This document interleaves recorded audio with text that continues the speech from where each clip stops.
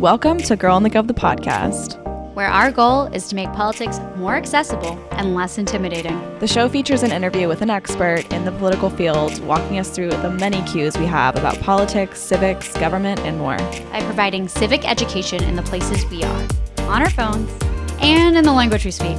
And yes, we know we say like a lot. It's kind of the point, because politics needed a rebrand. Welcome back to Girl in the Gov, the podcast. There is literally less than a week until election day. What the fuck?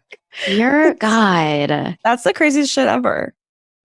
It's really weird because I feel like we have been counting down to this day for so long. Literally. And it's almost one of those things where like, even as we've gotten closer, it just feels almost like a little like unreal. Like, you know, when like someone like always moves like, what's that old phrase? We know I'm going to mess this up. Like, it's like moving the benchmark, like moving the, like continuously moving the needle. Well, either way, it keeps feeling like no matter how close we get to it, I'm like, oh, it feels so far away.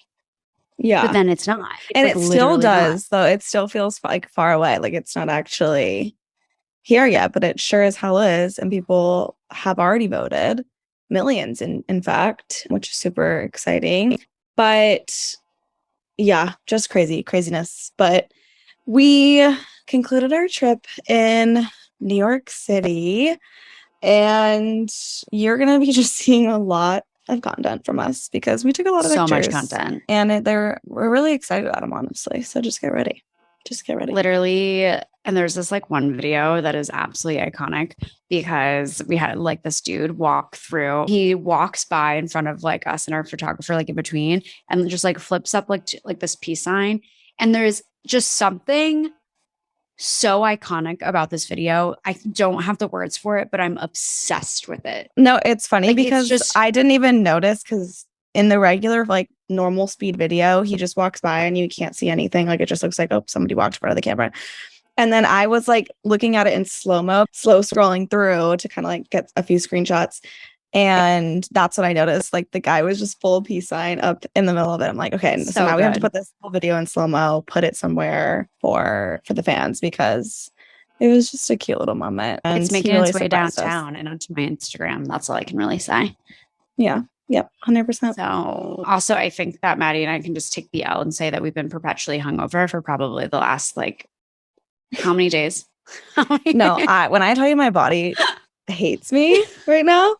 And honestly, I definitely have drank a lot 3 days consecutively, Thursday, Friday, Saturday, which is like, I don't do that anymore. So that alone has my body like punching me.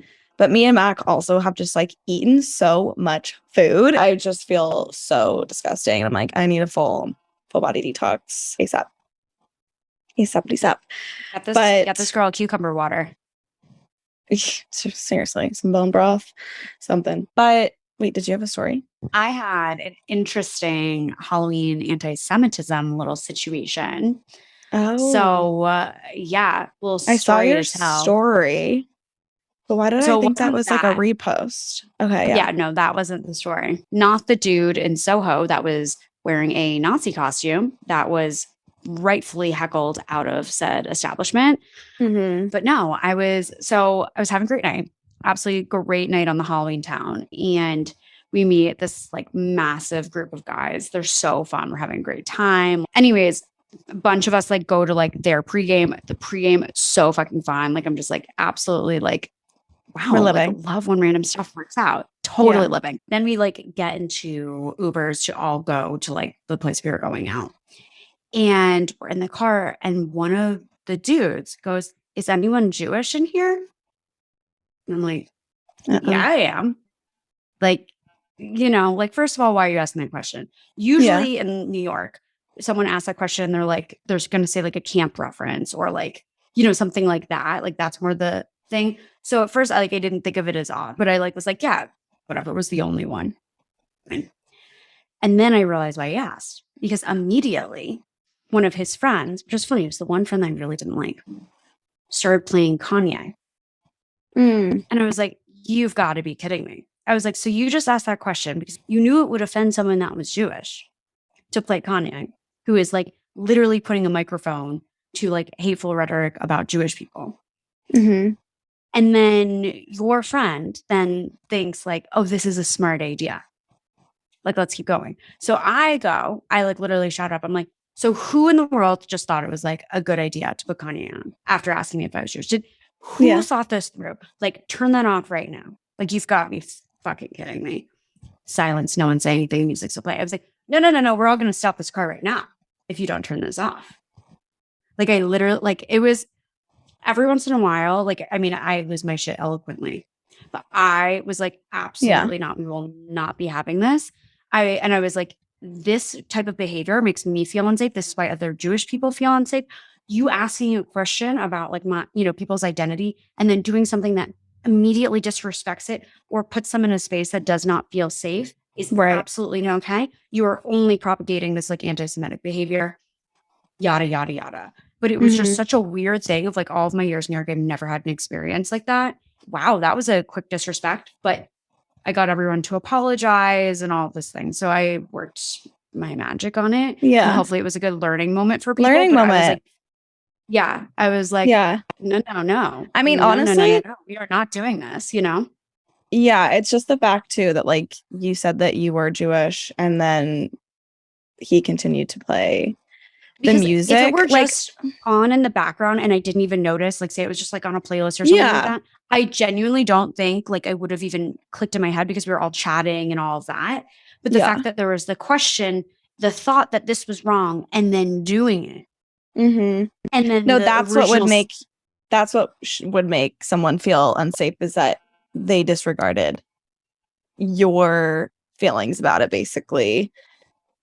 I think it was almost like weird because it's almost like he was on the right path of like almost asking for like consent in a way to play the music. Yeah. And then it just completely spiraled into problematicness. Totally. And he was like, what should we call it? Like, what should we put on this? Whatever. And like one of the two people, like I could tell, like realize they really fucked up kind of situation. And I was like, quick to forgive, learning moment. And then there was other one that like, even like, like how sometimes in someone's apology, like the approach is just, you're like, something's just off with them. And it was like, of course, the friend I didn't like from the get-go. Yep. Anyways, regardless, the rest of the crew was great. Listen and to your it ended gut. up still being a fun night and all of that. Oh, for sure. But it was just one of those things that like totally took me off guard. And I was like, wow, I have never had an experience quite like this. Very interesting.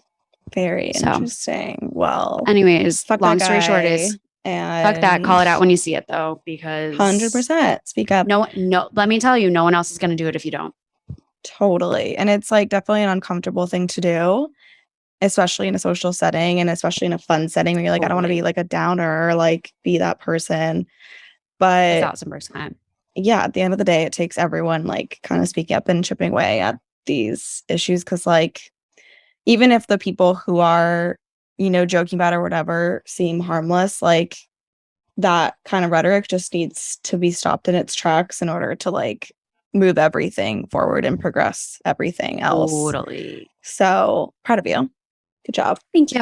I have my moments, And on that note of just, doing the right thing, should we introduce our guest? We should, because this guest is amazing. And like, this is one of those conversations where we started chatting with the guest before we even hit record. And we're like, oh shit, we should have started this recording beforehand because she's just such a delight and so much fun.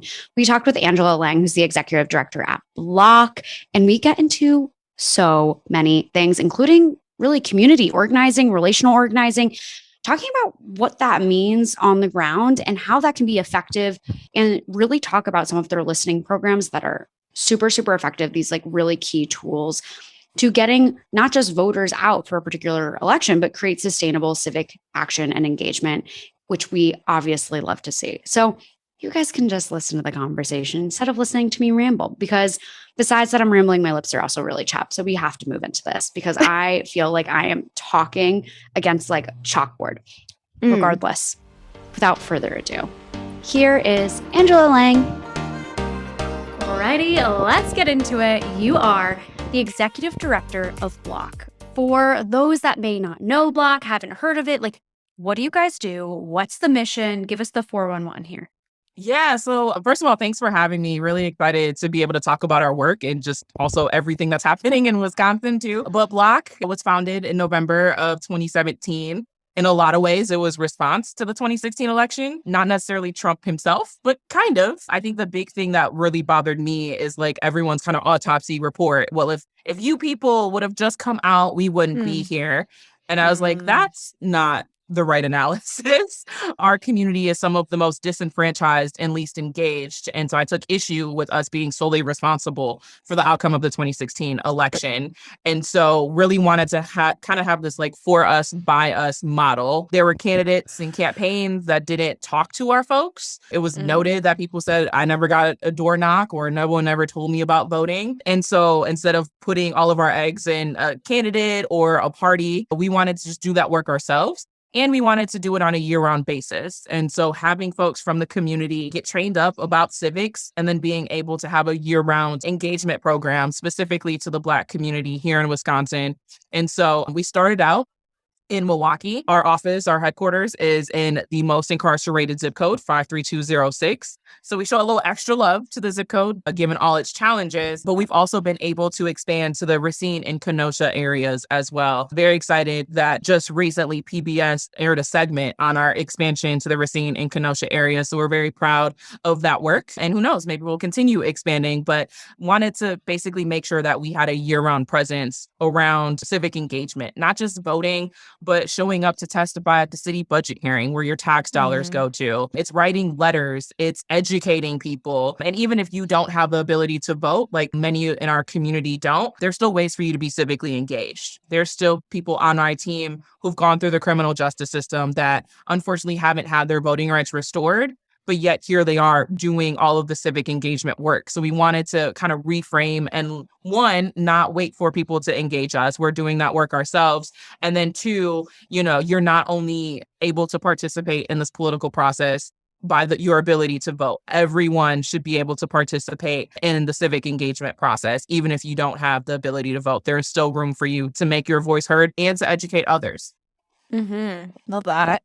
Well, you guys also have an agenda around different policy solutions. Can you kind of tell us some of those and really like what was the catalyst for also kind of like taking on this policy side as well?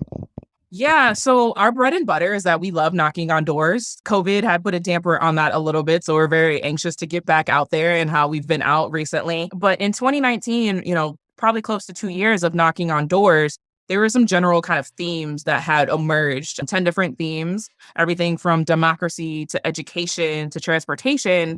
And so what we did was we kind of mapped out what are these 10 different themes that came up. And we had a community meeting and we said, all right, everyone that's interested in talking about transportation, go in this group. And it was just a brain dump with the community. What do we want to see? What do we want to see expanded? What do we want to see taken away? What do we want to protect when it comes to this issue? Let's really dream of our vision around these issues. And then there's butcher paper and just notes everywhere. We compiled that. And then we came back and said, here, it's on paper. This is what you all came up with. Went back to those same community members and said, how does this feel? Did we forget something? Now that it's on paper, do we still agree with this? And then we ratified it as a community. It's actually really cool because some of the folks that were at those events are actually a part of our team now, kind of launching and continuing these discussions with the broader community. And so it really kind of came about just really doing a lot of listening. I think that's also something that makes us different is that organizations or campaigns kind of come in and say, hey, I'm this person, trying to sell you an idea or sell you an agenda. We want to flip that. We start every conversation with what does it look like for the Black community to thrive? And so we could take that conversation in any different direction if we really want to do that listening. And then we say, oh, okay, well, this is the candidate that we're supporting. We don't lead with that. We want people to understand, the roles and responsibilities of these offices. So we're able to kind of have the BLOC agenda really kind of be like our guiding star of where we stand on these issues. And it's also meant to be a living document as well. And we look forward to coming back to the community. So much has changed since 2019 when we first launched that. That was pre-COVID, just a handful of months before COVID hit. And so we are in a different world with different needs. And we're looking forward to being able to adjust that accordingly, but really do that based off the feedback that we're hearing from the community. Totally. With that agenda in mind, right? You're listening, you're talking to the community, but I'm sure a lot of that also connects with building coalitions and working with other organizations and everything. Mhm. How does that work? What's been the process for you guys in really trying to build momentum and build power? Yeah. So one of the things that I always tell people when I give like formal PowerPoint presentations is that we work in solidarity with other communities of color because we truly believe an injustice to one is an injustice to all. And a lot of us, we were actually just talking about intersectionality earlier today. A lot of us sit at the intersection of multiple identities, whether it's, queer, woman, a Black, all of that, millennial, transgender, whatever it is, like we sit at all these different intersections.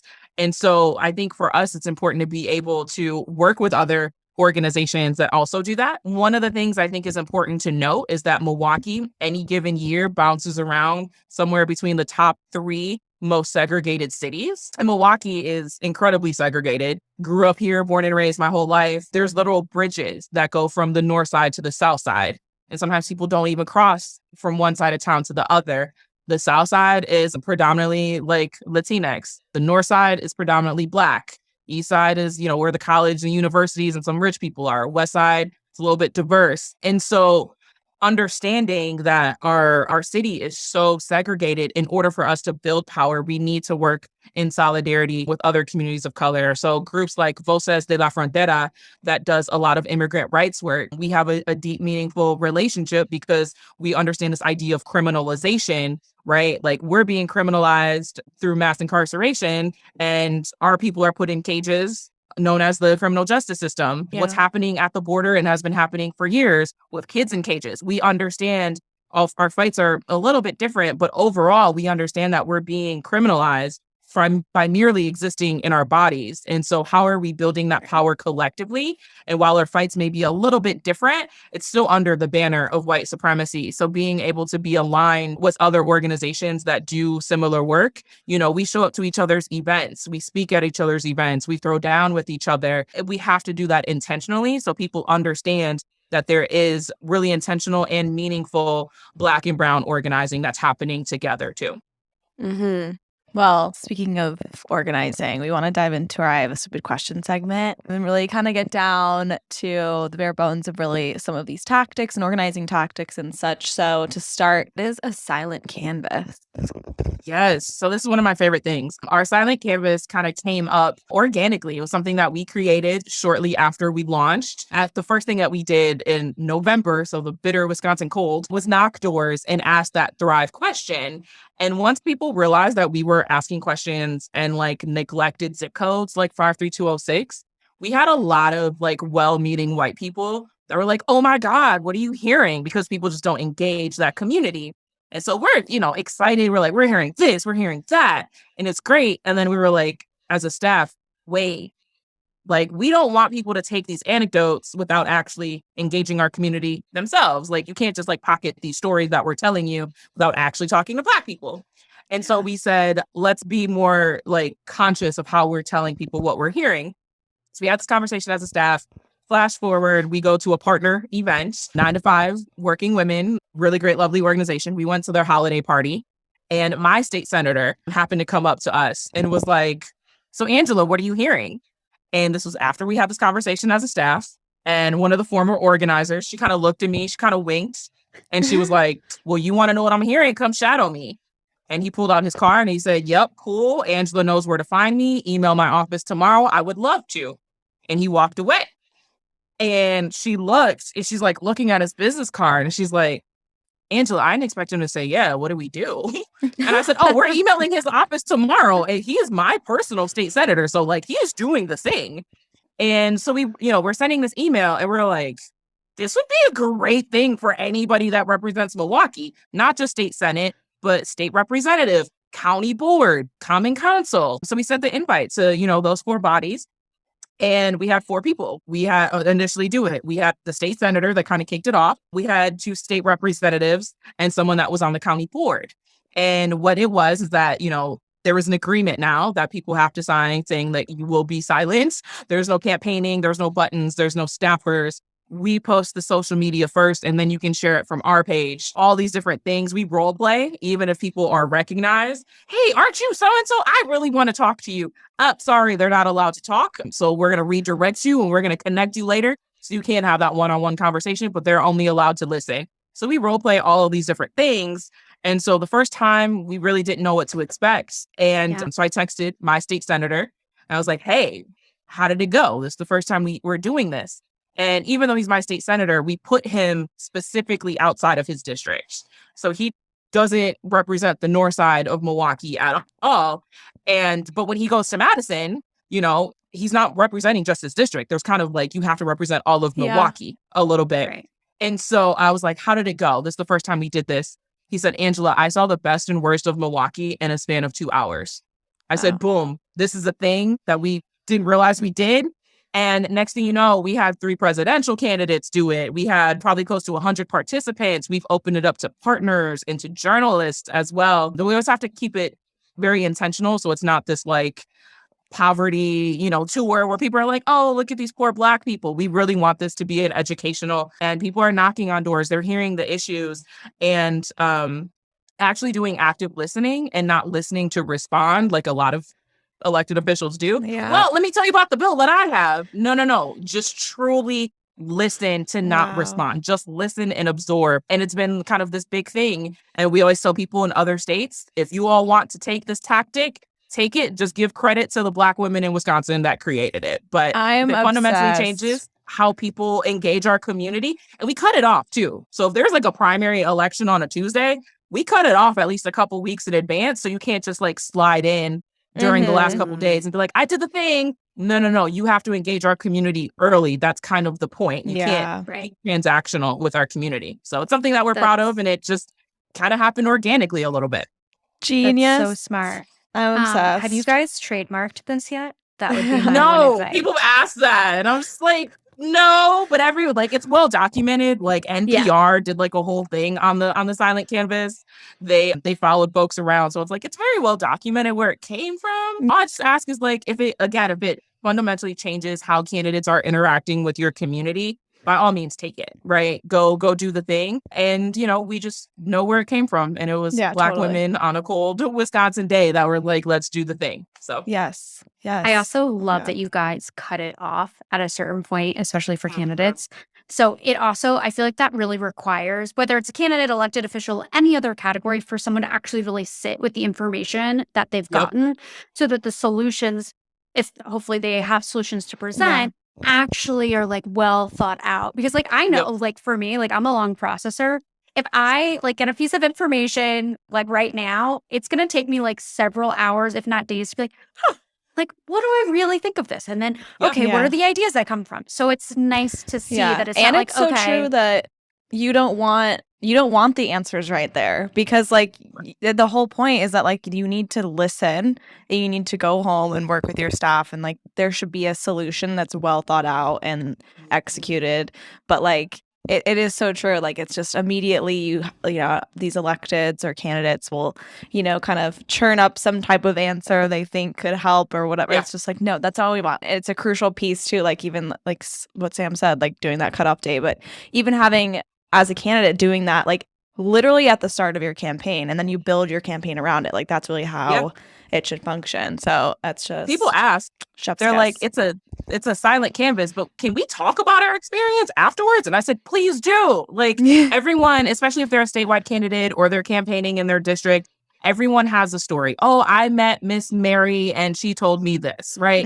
Everyone has those like campaign stories that like make them feel good. It's like, we want to be included. We want our stories told. And what was interesting is that there's a lot of folks that understand power, privilege, specifically white privilege, but would get back to our office and it was like, oh, I fully get it now, right? Because they weren't immersed in it. They can, the people who've read books, they have a understanding of privilege, but it's different to experience it. There's been people that have come back, moved to tears, and they were like, I understand my privilege in a different way now. One thing that I remember was Beto O'Rourke. He signed up to do it. He was a presidential candidate at the time. It was in March. He did it on St. Patrick's Day. It was a Sunday. He was so eager. He was like running in between doors because he had a limited amount of time.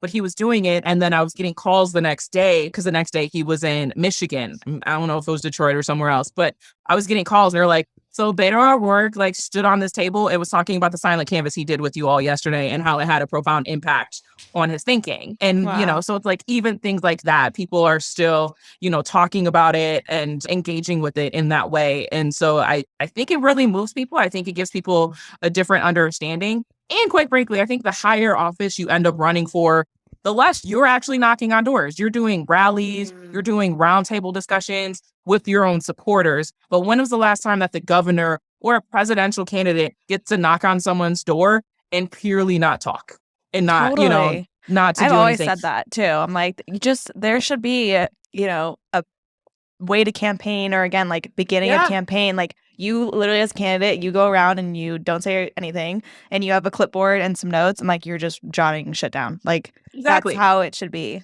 And I've always I felt love that when way. I'm like, you candidates guys can't are talk. executing. I think that's so epic. I mean, there are definitely some folks who struggle with the silent part.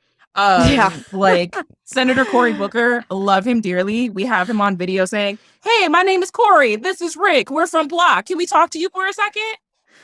Love that. Love Senator Booker dearly. Goes to show that people just don't get a chance to engage with everyday people. And so I'm glad that, you know, people in, you know, running for president or people that are in Congress that may not get a chance to talk to average people are able to have that experience too. Mm-hmm. Totally. Why does that just feel so in line with his personality? Just 100%. like absolutely, like He's just a kind-hearted, I want to talk to everybody kind of guy. So I was like, you know what? I'm not even mad at you because you're great. It's hard to be. It's hard to be mad at him for sure. Yeah, I know. Yeah. Oh, God. Okay, well, we do have another question, and that is, what is community organizing? I know we all talk about this a ton, but that actual like, bare bones definition of what it is, I feel like escapes a lot of people's brains. So from your perspective, what is community organizing?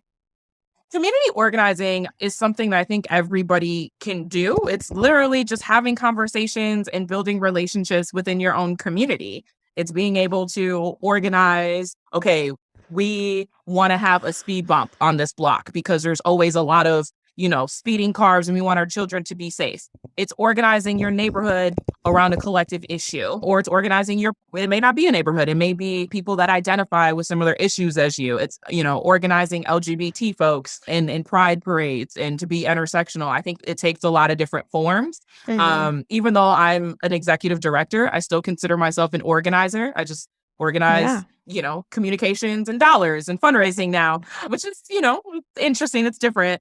But I think, you know, once you're an organizer and you're really rooted in your community and not trying to speak for your community, I think that's always like a thing is like, we don't want any like white savior complexes or anything, but like, how are we empowering people with the tools and trainings and resources for people to advocate for themselves? And then also have people have the skill sets to come together. Let's have this petition so we can have a block party. But that means we need to organize everyone to be on board, or maybe we want people to donate things. And so I think organizing comes in a lot of different forms. Community, I think, is the most important in organizing whatever that community space is. But then there's also electoral organizing, which is a lot of what we do as well. We organize our community into electoral work, but I think community organizing is something that anybody can do. It's weird. I am 33 and I've been organizing for 15 years this fall, and it's very strange, but I feel like I started community organizing when I was a student at the University of Wisconsin-Milwaukee. My community was students, right? My community was my family in my neighborhood, and being able to organize and specifically educate. I think that's what a lot of organizing is. It's being able to understand someone's story, someone's lived experience. What are the issues that they're passionate about, and how are we organizing to get the issues that we care about either worked on or talked about, or whatever that outcome is. And it's building a base. And I think it's building a little bit of infrastructure. There is a lot of activism, which is great, but sometimes people don't have that like organizational infrastructure to plug into. And so how are we organizing sometimes people's feelings and emotions and giving people the tools and the resources to be able to advocate for all those things for their communities too?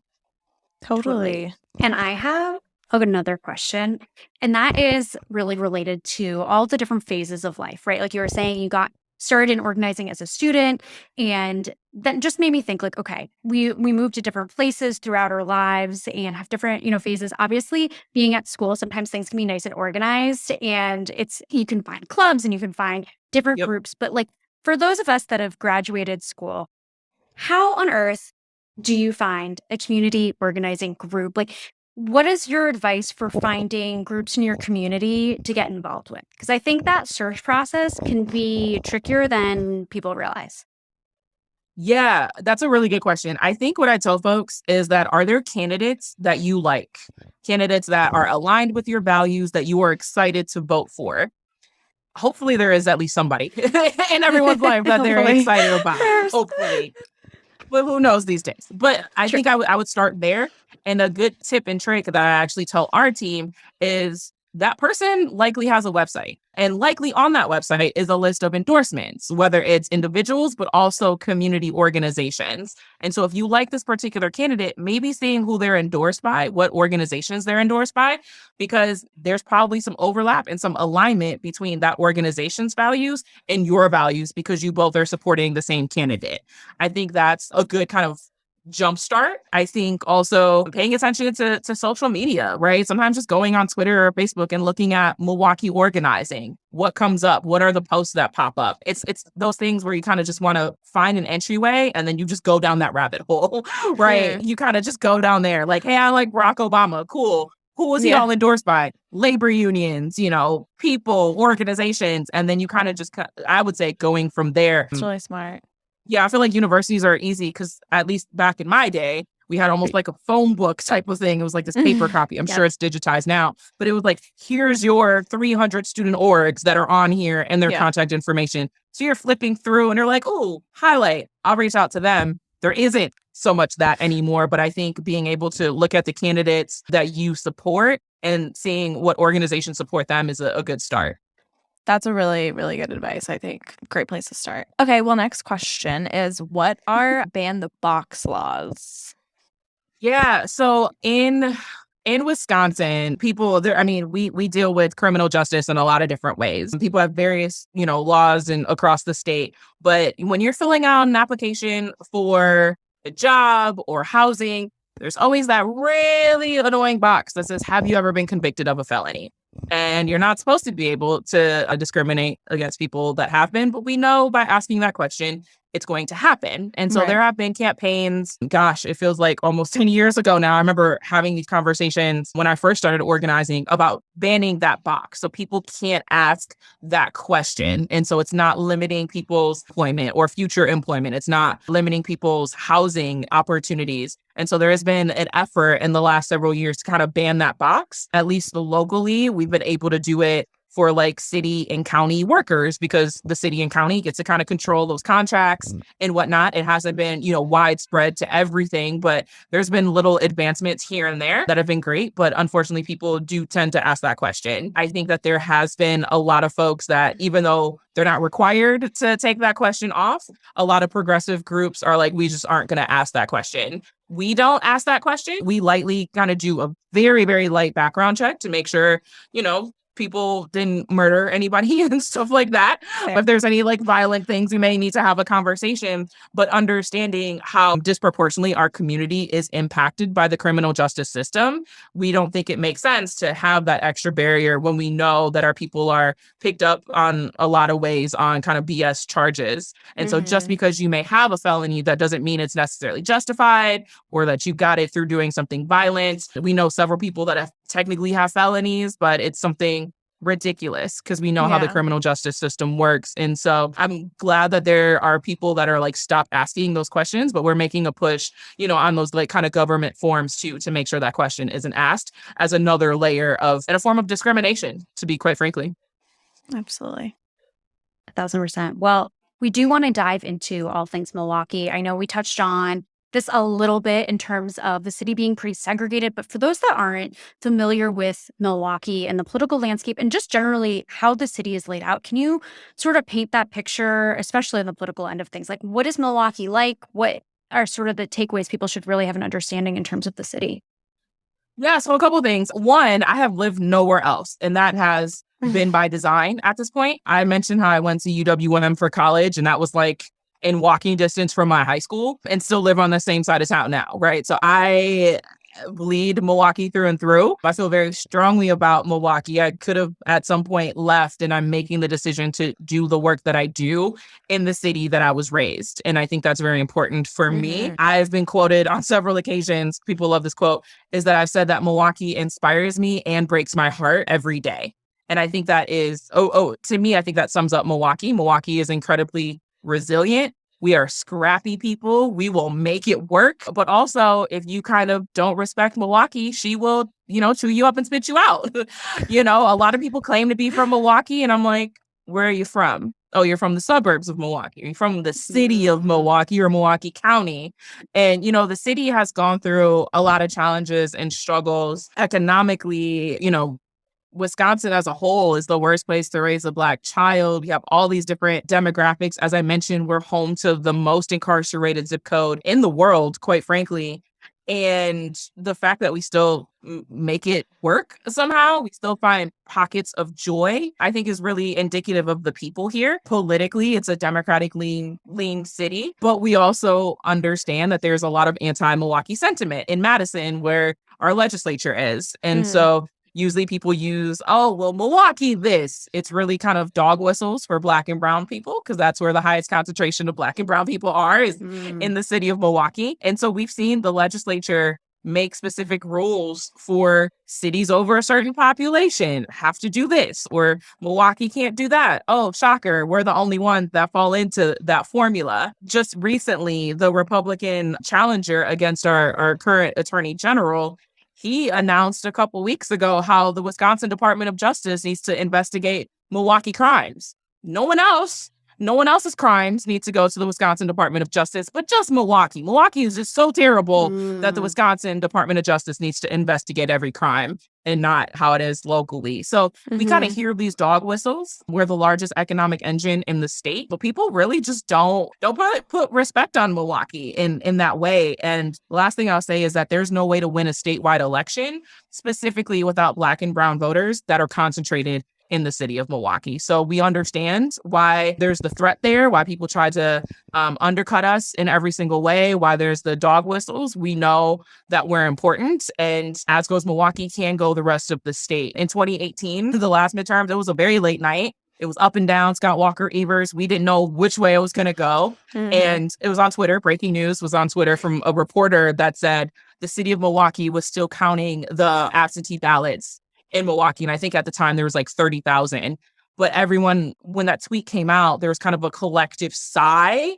And it was like, oh, okay, Milwaukee's got us. But my phone blew up at 1 a.m. because once it was announced that these ballots were still being counted in the city of Milwaukee, everyone kind of had an inkling of where those ballots would fall. And I was getting, people were thanking us for our work, because they were like, okay, now this means that Evers is going to win. And spoiler alert, he did shortly after those ballots were counted. So we see the power that Milwaukee has, but specifically Milwaukee can be code for Black and brown people too, which I think scares people.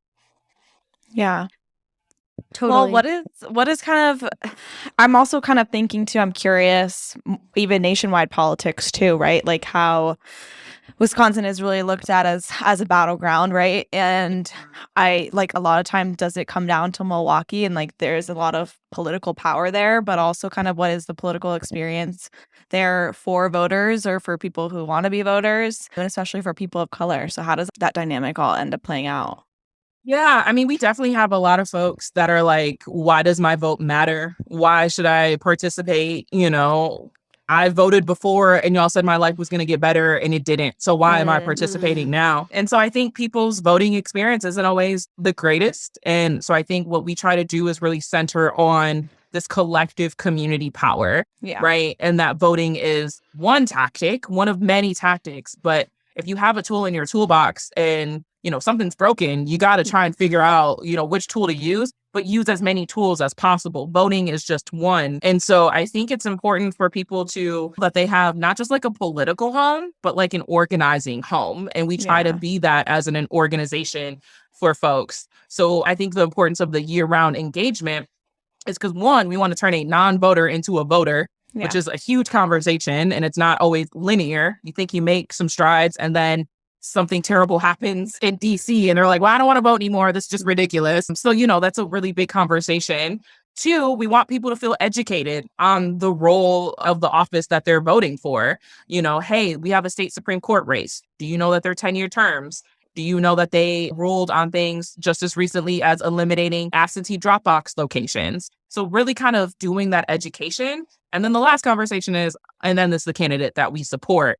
And so we think that our theory of change is like by educating people about the political process and opening people's eyes to how they fit in that process, the more likely you are to be engaged, because learning politics, the ins and outs, the way it works is difficult. It's time consuming. Like I get paid to know all the things and it's my job to do this. But if you're, let's say a single parent and you are working 2 jobs, you may not have the time to be like, how do I understand the city budget process? And so I think that this is why I always keep stressing the importance of year-round organizing, because we're able to have those conversations. I can't have this big conversation about turning a non-voter into a voter starting now. We started to have those conversations last year. And like I said, they're not linear conversations. People go back and forth and flow out of the 3 conversations very easily. And by continuing to build those relationships, hopefully people can feel a little bit more confident in the process, or at least confident in participating in a process that was always told to us that we didn't have access to. Totally. I think that's so incredibly important. And it's interesting too, because we've been having a lot of conversations with people about the whole registering to vote process and the midterm elections. And one of the things that we always talk about is okay, getting people to vote and registering to vote in one election, but how do you get them to turn out again? What's happening between that first election that they finally say, yes, I'm here, I'm doing it, I'm, empowered or inspired and I'm doing it. And then whether it's the result that, they want or not, that happens, but getting them again to show up and continuing to use their own power to make stuff happen. And I'm curious from your perspective of conversations you've had and just even seeing what has worked at getting people to be essentially repeat voters, and what's honestly on the other side too, if there's anything that's been an absolute no, absolutely we're throwing this out, this did not work. I'm just curious to, hear what that dynamics look like for you. Yeah, I mean, we love our accountability work. What we try to tell people, when we had a lot of this conversation in 2020, I don't think I'm shocking anyone by saying that some folks in our community were not enthused for President Biden, right? That was not their number one choice, myself included. I had 2 other endorsements that wasn't Joe Biden, right? But I think how we engage people, people are like, it's Joe Biden, he's moderate, should I show up? And I was like, listen, this is step 1.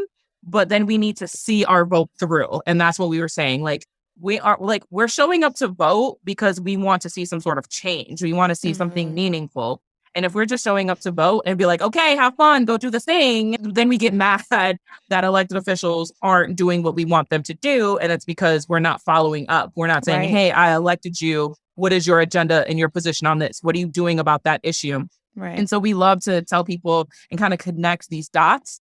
Also, we have a little bit of an advantage. This is the one good thing that we have about this, is that we have elections in Wisconsin dang near every 6 months at this point. So November, we have an election, and then we turn around in February and have a primary. We have an election in April to December, or April throughout the rest of the year is the longest stretch where we don't have an election.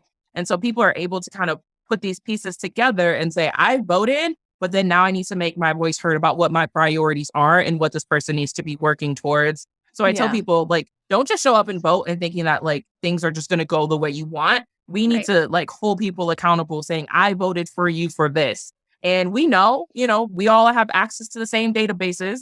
And so sometimes, and there is a rumor, and I wouldn't be surprised if it's true, if people want to meet with say their alderperson, right? Sometimes that person will be like, let me double check to see if this person even voted, to see how much time and effort I should give them, right? Again, not everyone has the ability to vote. So there may be reasons why they didn't vote. But we've seen sometimes people take seriously communities that vote because they're seen as the loudest. And so we want to make sure that people, again, are seeing their vote through. You can't just vote and then expect them to do what we want them to do. They need to hear from us on a year-round basis. That's why I feel like I have good relationships with all my representatives. I'm on a texting basis with them. A lot of them are good friends of mine at this point. But I think being able to do that accountability work, hey, the city budget process is coming up. You just were elected. How are you voting? Where are you allocating funds? And what is your proposal? So I think continuously being able to advocate for the issues we care about, it's more than just voting. And I think we need to reframe civic engagement as more than just voting as well, too. 100%. I mean, we always talk about how politics is a long game, and that can be super frustrating for people, obviously. Like when you finally get out to vote or you finally register and you are like, okay, fine, I'll go vote. And then, something may happen. Maybe the person wins or not, or that, a Joe Biden gets in there where you're like, okay, well, he's not like my first pick. But, that the small steps that can create. And then, the next election, maybe someone more progressive can get in there. It's just like, it's such a long game. And I think as frustrating as that is, it's such a key component of civic education that people need to understand.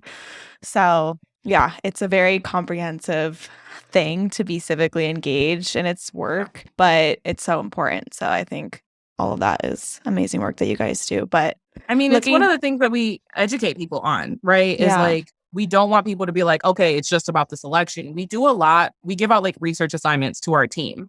We're like, go research the 94 crime bill or go research the Civil Rights Act. And, let's talk about voter suppression and poll tax, because I think what's important is if we understand a little bit of that history, we understand the moments that we're in now, and it makes it a little bit more deeper, right? Yeah. The work is deeper. It's not just, okay, I'm trying to get this person elected. People view it in like I would say a more impactful type of way, because they've seen these kind of trends and how our community has been attacked when it comes to voter rights in all these different ways. And so our team is able to say, oh, that new thing that they're trying, or, oh, they eliminated Dropbox locations. Oh, that's a form of voter suppression, right? Yeah. Because we've seen all these different things that constantly evolve in our community too. Mm-hmm. Totally. Absolutely. Well, looking at this year's election and obviously always beyond, because that's what we just talked about, what's going on with you guys as far as what conversations you guys are having? What's the status of your guys' work right now and some of the priorities in this last stretch? Yeah. So one, I'm excited to say that our team is at almost 70 people of what we call ambassadors. And so ambassadors are like canvassers on steroids. Like people hire canvassers and they're like, yeah, here's a tablet, here's some literature, go talk. Yeah. We put our team through 30 hours of training before they even knock a door, because we want them to be trained on civics. And so there are people that are like, I didn't know anything about politics before coming here. I thought I was going to get a cushy canvassing gig. And then I realized y'all just threw me into all this education.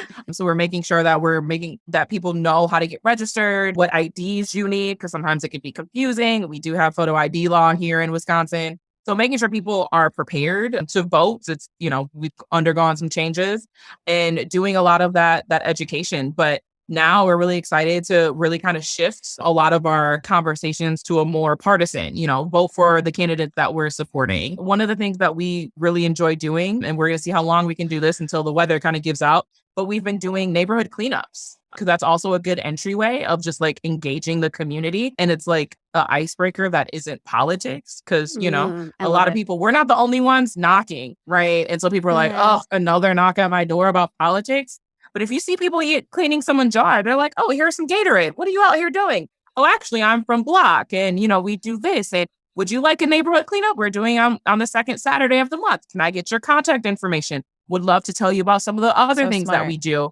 And so we really just try to show up to our community as full people. Yeah. Obviously, this election is super important, but it can't be the only thing that we talk about, because we view our community as more than just votes and commodities and whatnot. Yeah. We send out things like Wellness Wednesday texts every Wednesday. Are you good?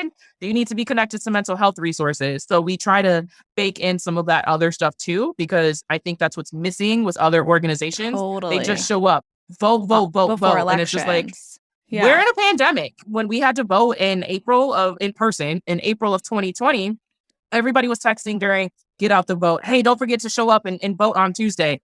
Masks weren't available yet. Everyone was really, it was just a couple weeks into the pandemic and no one really knew what to do. And this was the first get out the vote that I was like, not leading with the candidate. You know, the last couple of days, you're always making that final critical push. And we weren't leading with the candidate. We said, hey, we know rent's due. And here's this pandemic. Are you good? And we got a lot of really great feedback. They're like, this is how you do GOTV in a pandemic. This is how you show people you care about them outside of their ability to vote. So we really kind of had that balance of how are we showing up for community while also understanding how critical it is that our community shows up for politics too. Totally. That's huge. And build trust. Yeah. Yeah. And I think it's just such a good point of like, there needs to be more than one entry point to these conversations. And that, you know, it's relatability. It's being able to actually speak people's language and understand that there is more to be connected to in terms of voting and civics and all this stuff. It's a large conversation, and we got to try it from so many. Totally. Yeah, exactly. It's I don't want to say a Venn diagram. Like, I don't know what graph I'm trying to think of my head. Clearly didn't do well in that class. But regardless, there's a graphic that we may be able to create at some point. But regardless, we do want to give everyone the 411 on where they can find you guys, how they can get involved, and how they can support your work. Where is that? What are the deets? What's the plug?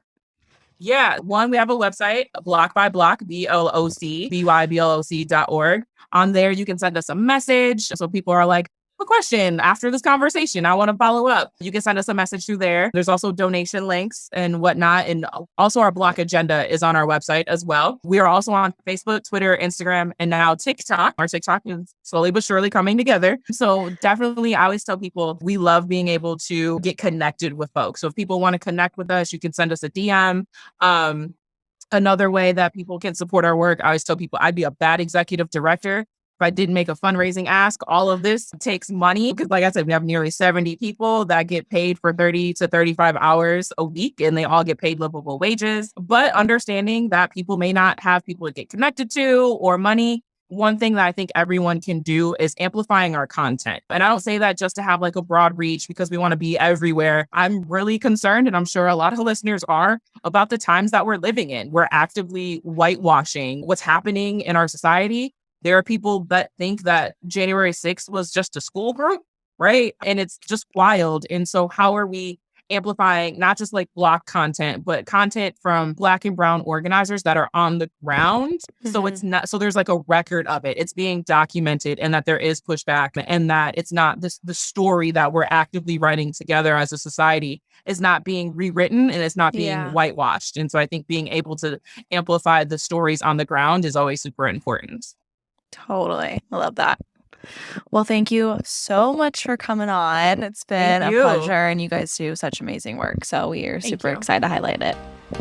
Awesome. I appreciate that. Thanks for having me.